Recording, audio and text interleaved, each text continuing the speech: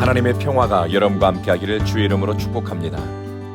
오늘 우리에게 주시는 하나님의 말씀은 에베소서 4장 1절의 말씀입니다. 새번역 성경으로 본문을 읽어드리겠습니다. 그러므로 주님 안에서 갇힌 몸이 된 내가 여러분에게 권합니다. 여러분은 부르심을 받았으니 그 부르심에 합당하게 살아가십시오. 성서학자들은 내용에 따라서 에베소서를 전반부와 후반부로 나눕니다. 에베소서 전반부에 해당하는 1장부터 3장까지는 교회의 기원과 그리스도를 통해 교회 공동체가 서로 하나가 되고 연합하는 것에 대해 언급합니다. 그리고 4장 이후부터는 그리스도의 몸인 교회를 구성하는 성도들의 삶에 관한 내용을 다룹니다. 성도 개개인이 어떤 태도로 일상을 살아가고 또 세상 속에서 그리스도인으로서 삶의 방식이 어떻게 드러나야 할지에 대해 당부합니다. 바울이 에베소에 사는 성도들에게 편지를 쓸 때 그는 죄수의 신분으로 로마 감옥에 갇혀 있었습니다. 바울은 자신을 주 안에서 갇혔다고 소개합니다. 바울은 부르심을 쫓아 순종함으로 죄수가 되었습니다. 그리스도를 위한 고난, 부르심을 따라 순종함으로 당하는 환난과 모욕을 그는 부끄러워하지 않았습니다. 바울은 살아도 주를 위해서 살고 죽어도 주님을 위해 죽으니 사나 죽으나 주님의 것이라고 로마에 사는 성도들에게 고백한 적이 있습니다. 일반적으로 환난과 고난은 사람의 심령을 황폐하게 만들거나 곤고하게 합니다. 그러나 뜻을 세워 그리스도를 위해 받기로 한 고난은 사람을 망가뜨리지 않습니다. 오히려 더 고상하고 위대한 영혼의 사람으로 이끌어갑니다. 예수님은 누가복음 6장에서 너희를 저주하는 자를 위해 축복하고 모욕하는 자를 위해 기도하라고 말씀하셨습니다. 일반적인 생각과 일반적인 사고로서는 이렇게 살기가 어렵지요. 그런데 이 말씀의 정신으로 선택하고 이 말씀을 쫓아 누구를 만나든 어느 자리에서든 사랑과 축복의 사람으로 살기로 선택한 사람이 바울입니다. 혹여 우리가 그리스도를 위해 받는 고난이나 주님의 영광을 위해 선택한 좁은 길에서 당하는 어려움이 있을 때 기억합시다. 상황과 대적자들은 그리스도 안에 있는 우리를 결코 무너뜨리거나 주저앉힐 수 없습니다.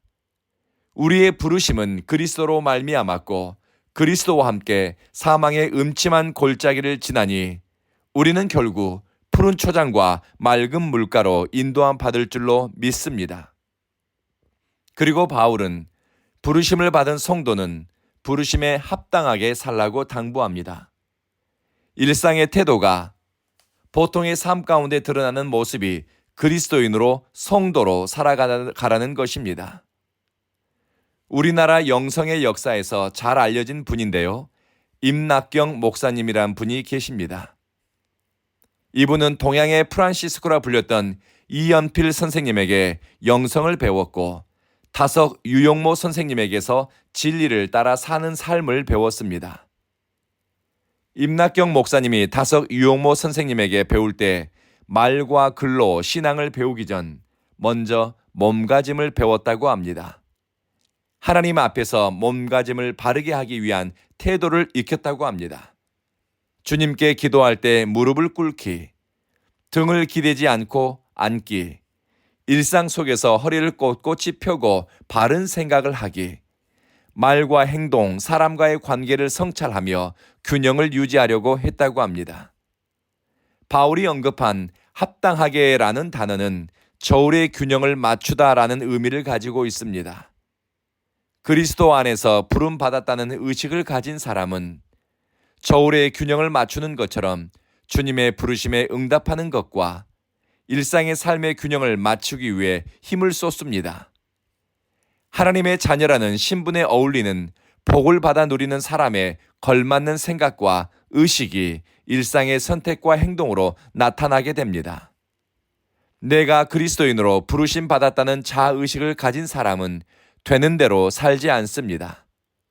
영적 깨달음, 소명에 대한 자각은 내가 속한 문화, 지역의 정서 혹은 전통적 가치를 넘어 새로운 선택을 하게 합니다. 이 선택은 어떻게 일상을 사는가? 일상의 선택과 관련이 있습니다. 바울이 그리스도인으로 살아가는 일상의 삶을 얼마나 중요하게 생각했는지 빌립보서 1장 27절에서는 여러분은 그리스도의 복음에 합당하게 생활하십시오. 골로새서 1장 10절 여러분이 주님께 합당하게 살아감으로 모든 일에서 그분을 기쁘게 해드리세요. 참된 부르심에 대한 자각은 참된 행동에 영향을 미칩니다. 여기서 참된 행동, 균형 잡히고 하나님이 받으실 만한 합당한 행위는 단순히 규범과 규칙에 따른 윤리적 행위를 말하는 것이 아닙니다. 하나님과의 끊임없는 사랑의 소통을 통해 인식한 영적 깨달음과 하나님 체험이 먹고 마시고 사랑하고 선택하는 일상의 태도와 자세로 나타나는 것입니다. 주님을 아는 지식이 자라고 주님의 사랑에 붙들려 따라가다 보니 하나님의 선하심과 인자하심이라는 속성이 거룩하고 성결한 주님의 속성이 내 삶에 우러나오게 되는 것입니다. 그리스도인입니까?